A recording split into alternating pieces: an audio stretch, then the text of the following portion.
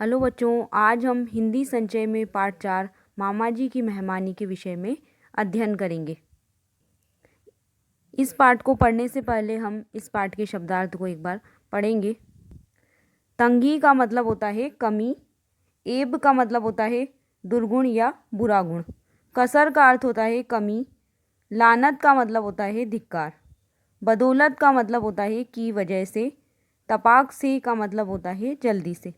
बरी होना का मतलब होता है मुक्त होना या आज़ाद होना।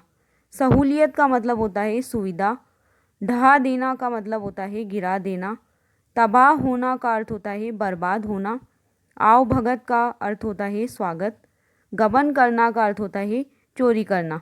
इस प्रकार हमने इस पाठ के शब्दार्थ को पढ़ा है। अब हम इस पाठ को पढ़कर समझते हैं कि वर्तमान समय में यानी अभी जो समय चल रहा है उसमें महंगाई के समय में एक साधारण आदमी के लिए 2 समय की रोटी जुटाना बहुत कठिन काम हो गया है।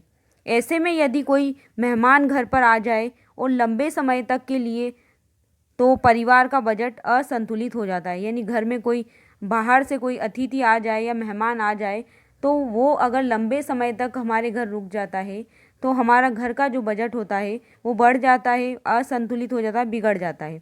आज की जीवन शैली और मनुष्य की सोच इतनी बदल चुकी है कि लोगों के मन में अतिथि देवो भव यानी अतिथि को भगवान समझने की भावना खत्म हो गई है। अब तो मेहमान का आना बोझ के समान लगता है। इसी बात को लेखक ने प्रस्तुत व्यंग्य कथा के माध्यम से बड़े ही सजीव और चुटीले अंदाज में चित्रित किया गया है। यानी इस महंगाई के दौर में किस तरह से मेहमान आने पर बजट असंतुलित हो जाता है, इसके बारे में कवि ने इस पाठ के माध्यम से हमें समझाया है। तो आइए हम इस पाठ को पढ़कर समझते हैं कि किस तरह से मेहमान का आना एक बोझ के समान लगता है। वे दिन हवा हुए जब मेहमान देखकर लोग खिल उठते थे, मगर इस महंगाई के ज़माने में मेहमान का आना स्वयं यमराज के आने से कम महत्व नहीं रखता।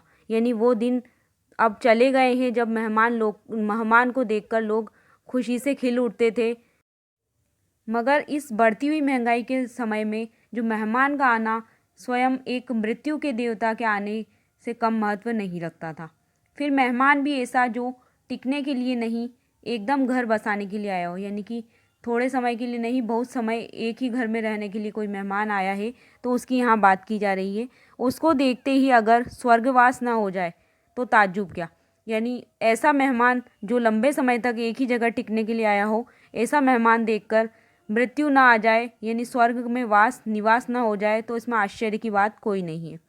मगर ईश्वर की कृपा से हमारे मामा जी ऐसे कच्चे जीव नहीं थे।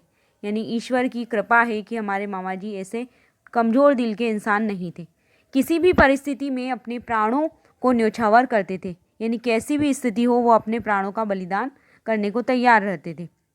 वे तो अपने साले की बीवी के भांजे को देखकर ऐसे चहक उठे मानो उन्हें कोई गड़ा धन मिल गया हो। यानी उनका जो साला था, उनकी पत्नी का जो भाई था, उसका जो भांजा था, उसे भी वो देखकर इतना खुश हुए कि मानो उनको घर में गड़ा हुआ खजाना मिल गया हो। देखते ही उन्होंने भांजे को गले से लगा लिया और बोले, वाह बेटा, खूब आए। यह मेरा सौभाग्य है कि तुमने इस बहाने मुझे याद तो किया। उम्र ढलने पर सगा बेटा तो अपना होता नहीं। यानी उम्र निकल जाने पर, बुढ़ापा आने पर स्वयं का बेटा तो कोई पूछता नहीं, लेकिन दूसरों की कौन, इसी बात पर दूसरे बेटे की या दूसरों की कौन कहे। यह तुम्हारे और तुम्हारे घर वालों की हद दर्जे की बलमत सहाद है जो तुम लोगों ने मुझे अपना तो समझा। यानी कि तुम्हारे घर वाले की ये भलाई की बारे में सोच है जो तुमने मुझे अपना समझा।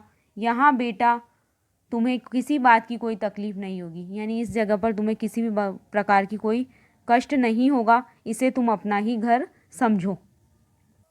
सिर्फ कसर तो बस नौकरों की है। यानी कमी तो सिर्फ नौकरों की है। हाय मैं क्या बताऊँ। मामा जी कहते हैं कि मैं नौकर के बारे में क्या बताऊँ। अच्छे नौकर मशाल लेकर ढूंढने पर भी नहीं मिलते। यानी आप चिराग लेकर भी उन नौकर को ढूंढोगे तो वो नहीं मिलते हैं। मिलते भी हैं तो महीने में 15 दिन गायब, यानी आधा महीना वो वहाँ से गायब रहते हैं। उस पर सदा डर रहे कि कहीं कोई चीज़ न चुरा कर चुरा ले जाए या उठा ले जाए। यानी वो जब बीच में 15 दिन गायब रहते हैं तो ऐसा लगता है कि कहीं कोई वो चीज़ चुरा कर गायब ना हो जाए। इसलिए इस झगड़े से मैं तो बिल्कुल बरी हूँ। यानी इस नौकर वाले झगड़े से मैं बिल्कुल दूर रहता हूँ। सब काम अपने ही हाथ से कर लेता हूँ। यानी जितना भी घर का काम है वो अपने हाथों से मैं कर लेता हूँ। अच्छा, मुँह हाथ धोकर चाय पी लो। यानी तुम अपना मुँह हाथ धोकर चाय पीने आ जाओ। यह अंगीठी है और वह केतली। इतना वक्त कहाँ की शक्कर के लिए राशन की दुकान पर घंटों तक झक मारूं। यानी इतना समय मेरे पास नहीं है कि मैं घंटों तक एक राशन की दुकान पर शक्कर लेने के लिए खड़ा रहूं। अरे अब धक्के खाने का दम भी कहाँ, और अब वृद्धावस्था में, बुढ़ापे में मेरे अंदर इतना ताकत भी नहीं है कि मैं उस लाइन में खड़ा रहूं। चुटकी में यह चटपटी चाय बन जाती है कि क्या कहूँ। यानी ये नमकीन चाय थोड़ी सी देर में बन जाती है, ज़रा तुम इसको पीकर देखो। भांजे साहब घबराकर बोल उठे, मामा जी मैं चाय नहीं पीता। यानी वो इस तरह की चाय देखकर पहले से ही बोल जाता है भांजा कि मैं इस तरह की चाय मैं चाय पीता ही नहीं हूँ। मामा जी खुश होकर बोले, वाह बड़ा अच्छा करते हो बेटा। यानी तुम चाय नहीं पीते हो, ये काम बहुत अच्छा करते हो। चाय सचमुच बहुत बुरी चीज़ है। मैं भी इसका आदी नहीं, यानी मैं भी इसकी आदत नहीं डालता, बस साथ पाकर कभी कभी पी लेता हूँ। यानी तुम्हारा साथ मैंने देखा इसलिए पीना चाहता हूँ, वह भी सिर्फ पेट गर्म करने के लिए। यानी सिर्फ गर्म पानी, नमकीन पानी में पीता हूँ। इंटर फर्स्ट डिवीज़न से पास हुए हो ना बेटा। यानी तुमने इंटर की पढ़ाई फर्स्ट डिवीज़न से पास की है ना, वो भांजे से सवाल पूछते हैं। अब इस पर भांजे साहब ने नीची निगाह करके, यानी जो नज़रें हैं उसको नीचे झुकाकर कहा, नहीं सेकंड डिवीज़न से। सेकंड डिवीज़न से? अब मामा जी बोलते हैं सेकंड डिवीज़न से। वाह वाह, क्या कहना।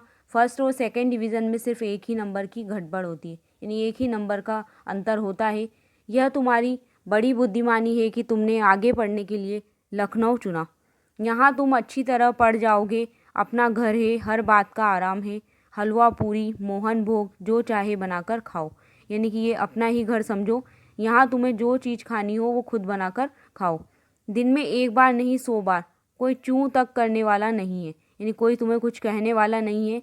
भांजे साहब भिनभिना उठे, यानी एकदम से भड़क कर वो बोले, मामा जी मैं खाना बनाना नहीं जानता। अब भांजे साहब मामा जी से कहते हैं कि मुझे खाना बनाना नहीं आता। अब यह बात सुनकर मामा जी भी बोलते हैं तुरंत, अरे भाई यही ऐब तो मुझ में भी है। यानी यह बुरी आदत मुझ में भी है, यानी ये बुरा गुण मुझ में भी है। तभी तो बाज़ार से कुछ अंट संट खाकर पेट भर लेता हूँ। यानी बाज़ार से मैं अंट संट चीज़ें मंगाकर खा लेता हूँ।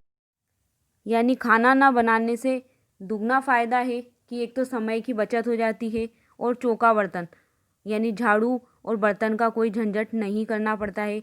मगर तुम्हारे लिए यह ठीक नहीं, यानी तुम्हारी उम्र कम है, तुम्हें इस तरह का बाहर का बाजार का खाना खाना अच्छा नहीं है, नहीं तो स्वास्थ्य खराब हो जाएगा।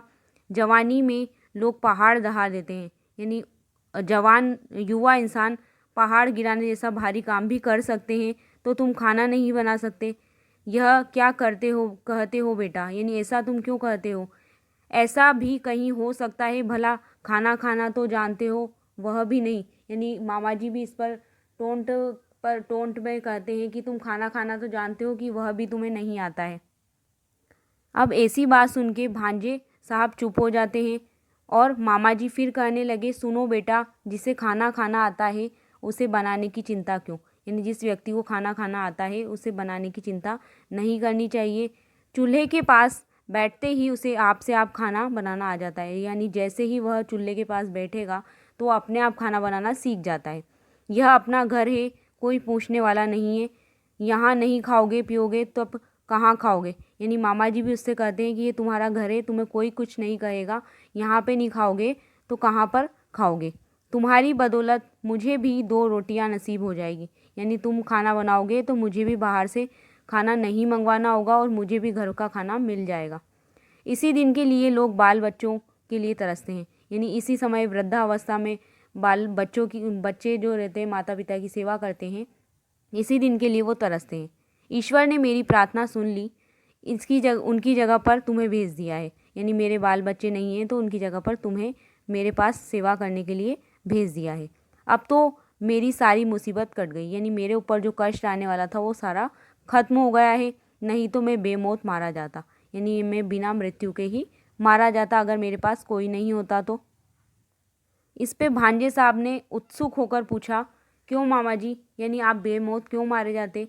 ठंडी सांस लेके मामा जी ने कहा, यानी एकदम से लंबी सांस लेकर उन्होंने कहा, क्या बताऊं बेटा, कह भी नहीं सकता, यानी ऐसी बात है कि मैं तुम्हें बता भी नहीं सकता। भांजे साहब ने फिर से पूछा।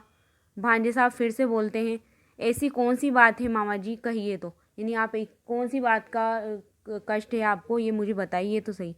मामा जी ने आंखों में आंसू भरकर कहा, यानी आंखों के अंदर आंसुओं को भरकर मामा जी ने कहा, किसी ने 4,000 रुपये सरकारी रुपयों का गबन किया था और कलंक मेरे मत्थे मढ़ दिया, यानी किसी ने 4,000 रुपये की चोरी की और उसका दोष, उसकी गलती मेरे सिर पर मढ़ दी है। हाय मैं क्या करूं, यह रकम अगर 1 सप्ताह में नहीं जमा करा सका तो जेल भेज दिया जाऊंगा, यानी 7 दिन का समय मुझे दिया गया है, अगर मैंने ये 4,000 रुपये जमा नहीं किए तो मुझे जेल भेज दिया जाएगा। महाजन कर्ज देने के लिए तैयार है, मगर इस शर्त पर कि दस्तावेज पर मेरे साथ मेरे वारिस के भी दस्तखत हो, यानी मेरा कोई बेटा नहीं है, लेकिन सेठ मुझे कर्जा देने के लिए तैयार है, लेकिन मेरा वारिस भी होना चाहिए, मेरे साथ मेरे वारिस के भी साइन उसमें होने चाहिए। अब जो मुझे पूछे वही मेरा वारिस, यानी जो मुझे संभालेगा वही मेरा वारिस कहलाएगा। तुमसे बढ़कर और कौन मेरा वारिस हो सकता है, यानी तुमसे अच्छा कोई भी मेरा वारिस नहीं हो सकता, मेरी देखभाल कोई नहीं कर सकता। तभी तो तुम्हें पाकर मैं बड़ा भाग्यशाली समझ रहा हूँ, यानी तुम्हें मैंने देखा इसलिए मैं अपने आप को किस्मत वाला समझ रहा हूँ। अच्छा तो झटपट कुछ बनाकर खा लो, तब चले महाजन के पास, यानी जल्दी से तुम खुद खाने के लिए बना लो और उसे खाकर हम महाजन के पास चलते हैं और दस्तखत कर कर कुछ कर्ज लेकर ये रुपयों का कर्ज हम उतार सकें जो कि गबन किए गए हैं। अब जैसे ही भांजे साहब ने मामा जी की परेशानी सुना तो भांजे साहब को काटो तो खून नहीं, यानी वो एकदम से स्तब्ध रह गए। उन्होंने झट से अपना ट्रंक उठाया, यानी अपनी जो बक्सा था उसे उठाया और बगल में अपना बिस्तर बंद दबाया, यानी बिस्तर रखने का बिस्तर बंद को उन्होंने अपने बगल में दबाया। मामा जी ने घबराकर पूछा, यह क्या बेटा, कहाँ चले, यानी ये सामान उठाकर तुम कहाँ चले, ऐसा मामा जी ने प्रश्न पूछा। भांजे साहब के मुंह से बोल तक न फूटा, यानी वो बोल भी नहीं सके भांजे साहब मामा जी के सामने, इसलिए खाली मामा जी कहकर रुक गए, यानी सिर्फ उनके मुंह से एक ही शब्द निकला, मामा जी। तो मामा जी भी उत्सुक होकर पूछते हैं कि हाँ मामा जी, क्या, कहो कहो, यानी कि तुमने सिर्फ मामा जी ही कहा, इसके आगे भी कहो, क्या कहना चाहते हो, तुम ये अपने सामान लेकर कहाँ जा रहे हो? अब भांजे साहब संभल कर बोले, अब याद आया कि मैं अपना सर्टिफिकेट घर पर ही भूल आया, यानी कि जिसके लिए मैं एडमिशन कराने के लिए आया हूँ, यहाँ प्रवेश लेने के लिए आया हूँ, लेकिन इसके लिए मैं जो सर्टिफिकेट मुझे जमा करवाना था वो मैं घर ही भूल कर आया हूँ। मामा जी ने तपाक से कहा, तो बेटा अभी गाड़ी मिल जाएगी, कल तुम ज़रूर लौट आना, नहीं तो बेटा मैं तबाह हो जाऊँगा, यानी कल तुम वापस मेरे पास लौट कर आ जाना, नहीं तो मैं बर्बाद हो जाऊँगा। और हो सके तो अपनी माता जी को भी लेते आना, यानी अपनी मम्मी को भी साथ में लेते हुए आना, तुम्हें खाना बनाने में सहूलियत रहेगी, यानी तुम खाना स्वयं बनाओगे तो अपनी माता जी को तुम साथ में लेकर आओगे तो तुम्हें खाना बनाने में आसानी होगी। तब तक भांजे साहब यह कहते हुए सड़क पर पहुंच गए। अब यहाँ आने वाले पर लानत है, यानी कि यहाँ पर कोई व्यक्ति आएगा तो उस पर धिक्कार है, ऐसा सोचकर वो वहाँ से निकल गए, क्योंकि वो सारा जो गबन का जो दोष उन पर लगा था वो दूसरे के भरोसे, यानी कि जो कर्ज लेने वाले महाजन के साथ वारिस के रूप में उसके सिग्नेचर करवाना चाहते थे, तो भांजे साहब ने डरकर वापस जाने का निश्चय कर लिया। इस प्रकार मामा जी ने अपनी बुद्धिमानी से महंगाई के दौर में आने वाले मेहमान को चतुराई से अपने यहाँ से भगा दिया। इस प्रकार इस कहानी से हमें पता चला कि मामा जी ने कितनी चतुराई से एक मेहमान को संभाला कि सामने वाले को अपनी कहने वाली बात का भी बुरा ना लगे और सामने वाला भी अपने आप चला जाए। इस प्रकार ये पाठ पूर्ण हुआ। धन्यवाद।